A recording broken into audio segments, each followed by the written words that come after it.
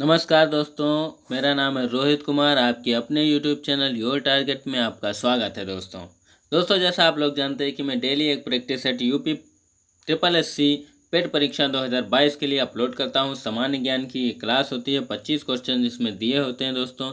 ठीक है दोस्तों, जो आपकी परीक्षा के लिए बहुत ही महत्वपूर्ण है, इसीलिए मेरा आपसे निवेदन है, गुजारिश है कि मेरी वीडियो को आप ज़रूर देखा करिए और जो क्वेश्चन आपको नहीं आते हैं उनको आप लिख लिया करिए ताकि आने वाली परीक्षा में आपको हेल्पफुल मिल सके। और दोस्तों एक और गुजारिश है कि अगर आपको वीडियो अच्छी लगती है तो लाइक कर दीजिए करिए, शेयर कर दिया करिए ताकि लोगों तक और भी लोगों तक मेरी वीडियो पहुंच सके, उनको भी थोड़ा सा जो है हेल्प मिल सके और मेरी भी थोड़ी सी हेल्प हो सके। मेरी वीडियो को सब्सक्राइब कर लीजिए करिए, मेरे यूट्यूब चैनल को सब्सक्राइब कर लीजिए, बेल आइकन दबा लीजिए ताकि मेरा हर नोटिफिकेशन आपको मिलता रहे।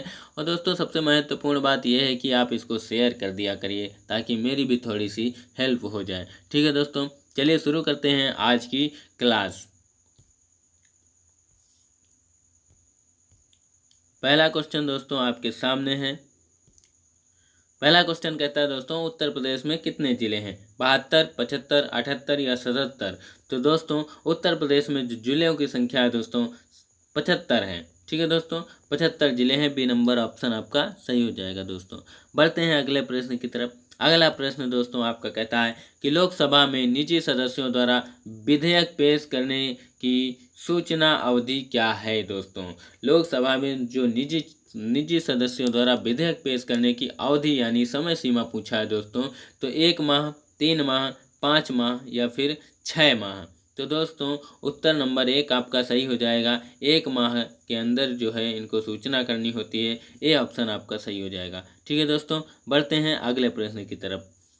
अगला प्रश्न दोस्तों, भारतीय संविधान का कौन सा अनुच्छेद यह कहता है कि प्रधानमंत्री की नियुक्ति राष्ट्रपति द्वारा की जाएगी? ठीक है दोस्तों, कौन सा भारतीय संविधान का कौन सा अनुच्छेद यह कहता है कि प्रधानमंत्री की जो नियुक्ति की जाएगी वो राष्ट्रपति द्वारा की जाएगी?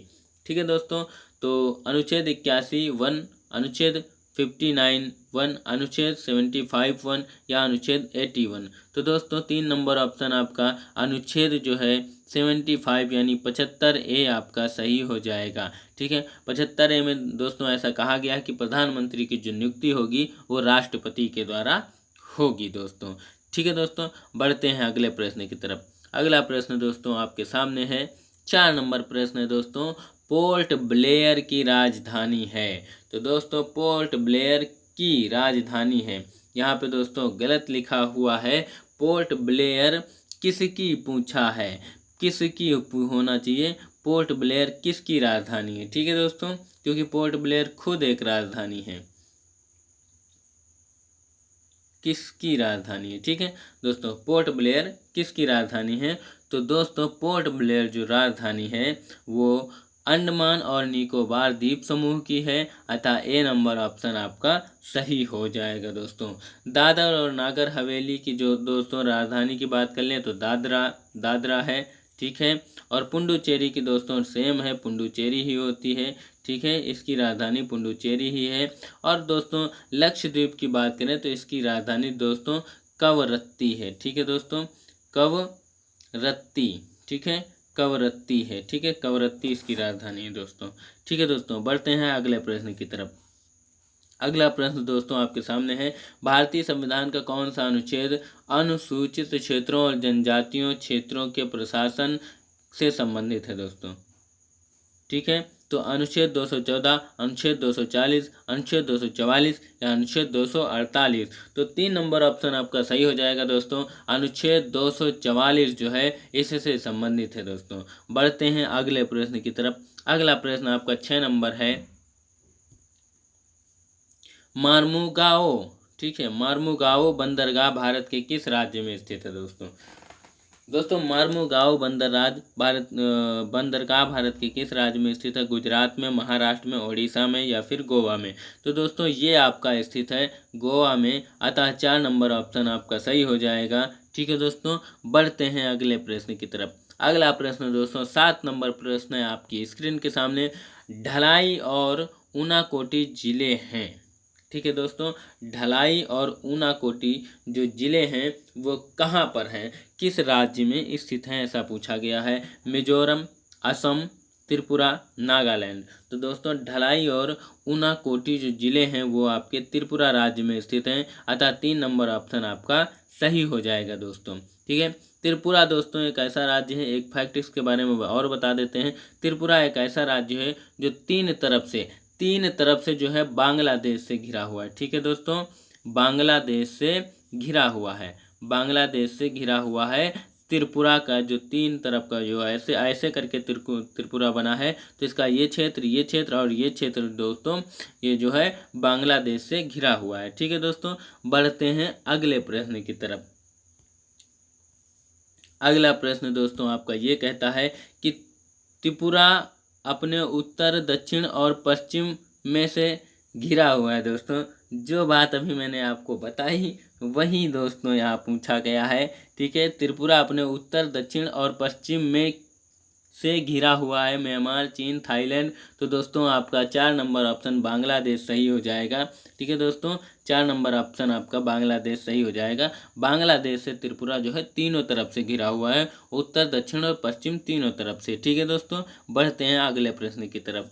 अगला प्रश्न दोस्तों आपका ये कहता है कि महेनसर, ठीक है, महेनसर, डूंगरपुर, चुरू और नारलाई शहर भारत के किस राज्य में स्थित हैं। ठीक है दोस्तों, दोबारा पढ़ लीजिए। महेनसर, डूंगरपुर, चुरू और नारलाई भारत के किस राज्य में स्थित हैं। मध्य प्रदेश में, उत्तर प्रदेश में, उत्तराखंड में या फिर राजस्थान में। तो दोस्तों ये चारों के चारों जो है राजस्थान में स्थित हैं, अतः 4 नंबर ऑप्शन आपका सही हो जाएगा, राजस्थान इसका सही उत्तर हो जाएगा। ठीक है दोस्तों, बढ़ते हैं अगले प्रश्न की तरफ। अगला प्रश्न दोस्तों आपसे कहता है कि भारत की सीमाएं कितने देशों से लगती हैं। ठीक है दोस्तों, बहुत प्यारा क्वेश्चन बताया गया है कि भारत की सीमाएं जो हैं कितने देशों से लगती हैं। ठीक है, भारत की सीमाएं पूछा दोस्तों कितने देशों से लगती हैं। तो दोस्तों भारत की जो सीमाएं हैं वो 7 देशों से लगती हैं। 4 नंबर ऑप्शन आपका सही हो जाएगा, 7 देशों से लगती हैं। अगर दोस्तों हम उन देशों की बात करें तो पहला दोस्त हम शॉर्टकट में लिख देते हैं पाकिस्तान। ठीक है, पाकिस्तान है। दूसरा अफगानिस्तान है। ठीक है, तीसरा दोस्तों हम बात कर लेते हैं चीन, नेपाल, भूटान, बांग्लादेश और एक आपका पड़ता है म्यांमार। ठीक है, कितने हो गए, 1 2 3 4 5 6 7 हो गए। ठीक है दोस्तों, इन्हीं 7 से दोस्तों भारत अपनी सीमा साझा करता है। ठीक है दोस्त, बढ़ते हैं अगले प्रश्न की तरफ। अगला प्रश्न दोस्त आपको कहता है कि प्रसिद्ध पीर पंजाल रेलवे सुरंग कहाँ है दोस्तों। तो दोस्तों पीर पंजाल रेलवे सुरंग जम्मू कश्मीर, झारखंड, मिजोरम, महाराष्ट्र। ठीक है, तो दोस्तों 1 नंबर ऑप्शन आपका जम्मू कश्मीर सही हो जाएगा। पीर पंजाल रेलवे सुरंग जम्मू कश्मीर में है और पीर पंजाल दर्रा भी दोस्तों जम्मू कश्मीर में है, ये भी याद रखिएगा। ठीक है, सुरंग और दर्रा दोनों याद रखिएगा, जम्मू कश्मीर में स्थित हैं। ठीक है दोस्तों, बढ़ते हैं अगले प्रश्न की तरफ। अगला प्रश्न दोस्तों आपका कहता है, अगला प्रश्न दोस्त कहता है कि गांधी जी ने जून 1904 में डबरन का बाहर बस्ती नामक एक सामुदायिक क्रियाशील मठ की स्थापना की थी। ठीक है, स्थापना की। गांधी जी ने जून 1904 में डबरन के बाहर बस्ती नामक एक सामुदायिक क्रियाशील मठ की स्थापना की। तो दोस्तों वो थी आपकी फिनिक्स। ठीक है, फिनिक्स यानी 4 नंबर ऑप्शन आपका सही हो जाएगा। ठीक है दोस्तों, बढ़ते हैं अगले प्रश्न की तरफ। रविन्द्रनाथ टैगोर ने किस नरसंहार के विरोध में नाइटहुड की उपाधि वापस कर दी थी। ठीक है, रविन्द्रनाथ टैगोर के बारे में पूछा गया है। ठीक है, ये वही रविन्द्रनाथ टैगोर हैं दोस्तों जिन्होंने जनगण मन नायक जो है अपना राष्ट्रीय गान लिखा है। भारत का राष्ट्रीय गान किसने लिखा है? रविन्द्रनाथ टैगोर ने, जनगण मन वही रविन्द्रनाथ टैगोर हैं। इन्होंने जो है जलियांवाला बाग हत्याकांड के नरसंहार के विरोध में कौन सा जो है उपाधि इन्होंने वापस कौन सी उपाधि? तो नाइटहुड की उपाधि इन्होंने वापस कर दी थी दोस्तों, जलियांवाला बाग नरसंहार के लिए। ठीक है, तो क्वेश्चन पूछा गया है रविन्द्रनाथ टैगोर ने किस नरसंहार के विरोध में नाइटहुड की उपाधि वापस कर दी थी? तो दोस्तों जलियांवाला बाग हत्याकांड के लिए इन्होंने नाइटहुड की उपाधि वापस कर दी थी। ठीक है दोस्तों, बढ़ते हैं अगले प्रश्न की तरफ। अगला प्रश्न दोस्त आपका कहता है कि महात्मा गांधी भाप से चलने वाले जहाज SS सफारी द्वारा दक्षिण अफ्रीका के पहुँचे थे। दक्षिण अफ्रीका के पहुँचे थे।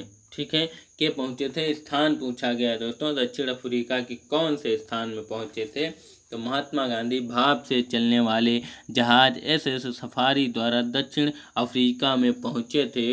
तो दोस्तों डबरन में पहुँचे थे, दक्षिण अफ्रीका का स्थान है ये डबरन, वहीं पे पहुँचे थे। 4 नंबर ऑप्शन आपका सही हो जाएगा।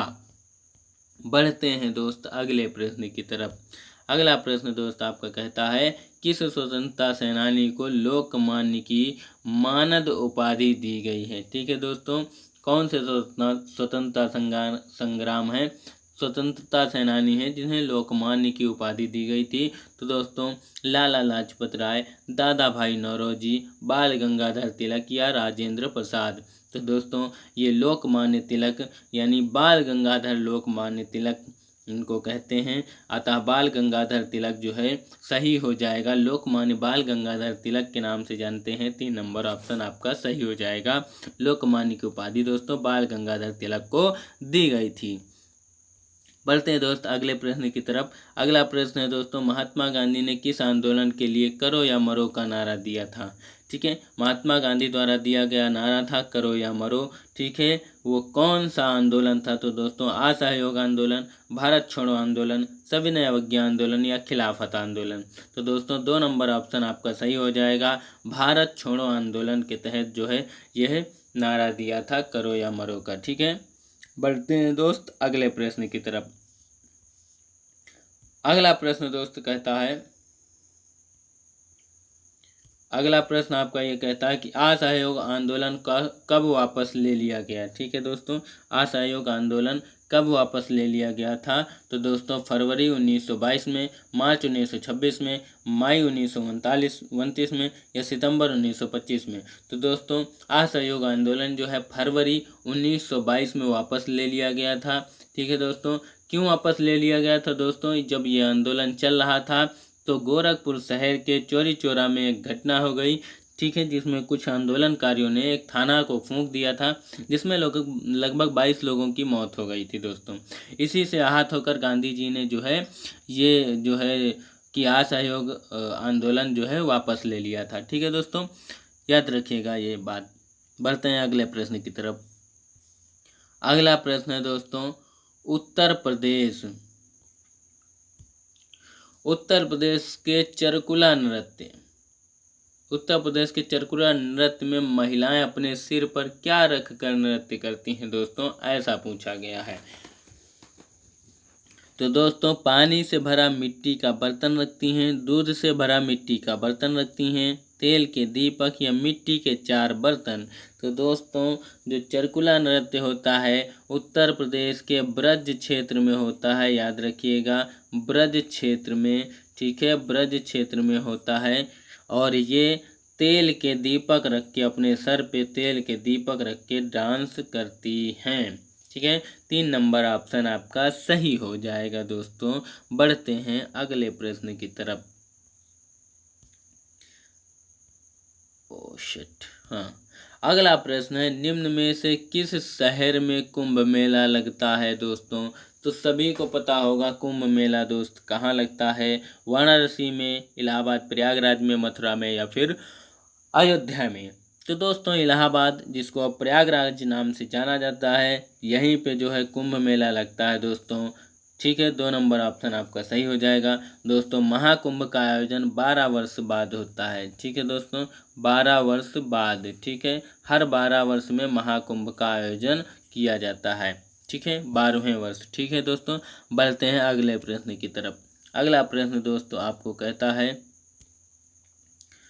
ठीक है दोस्तों, कुंभ मेला और अर्ध कुंभ क्रमशः प्रत्येक वर्ष लगते हैं। ठीक है दोस्तों, अर्ध कुंभ और कुंभ मेला पूछा है। तो दोस्तों कुंभ मेला और अर्ध कुंभ मेला 2 पूछा है। ठीक है दोस्तों, तो कुंभ मेला जिसको महाकुंभ बोलते हैं वो 12 वर्ष में लगता है दोस्तों, ऊपर मैंने अभी आपको बताया है। और अर्ध कुंभ यानी 6 वर्ष के बाद जो बोला जाता है उसको हम अर्ध कुंभ बोलते हैं। ठीक है, अर्ध कुंभ बोलते हैं, 6 वर्ष में लगता है। ठीक है दोस्तों, अतः 12वें वर्ष और 6ठे वर्ष आपका आंसर ए सही हो जाएगा। ठीक है दोस्तों, बढ़ते हैं अगले प्रश्न की तरफ। अगला प्रश्न दोस्त आपका कहता है, 20 क्वेश्चन है दोस्तों। ठीक है दोस्तों, 20 क्वेश्चन का सेट था दोस्तों। कितने महत्वपूर्ण क्वेश्चन दोस्तों मैं आपके लिए लेकर के आता हूं दोस्तों। तो आपसे बस एक ही निवेदन और गुजारिश है कि मेरे चैनल को सब्सक्राइब कर लीजिए, नोटिफिकेशन बेल दबा लीजिए ताकि मेरी हर वीडियो का नोटिफिकेशन आपको बहुत जल्दी मिलता रहे। और दूसरी बात, सबसे महत्वपूर्ण बात है, अगर वीडियो पसंद करते हो, आपको अच्छी लगती है, आपके काम की है, तो दोस्तों प्लीज़ इसको लाइक कर दिया करिए और अपने दोस्तों, भाई बहनों, सहपाठी और जो भी अन्य लोग हैं उनको भी शेयर कर दीजिए ताकि उनको भी ये वीडियो मिल सके और उनका भी हेल्प हो सके दोस्तों। ठीक है दोस्तों, और ऐसे ही अपना ख्याल रखिए और अपनी तैयारी को थोड़ा मजबूत बनाइए ताकि आपको कोई भी हरा ना सके। यही मेरी कामना है। जय हिंद, जय भारत।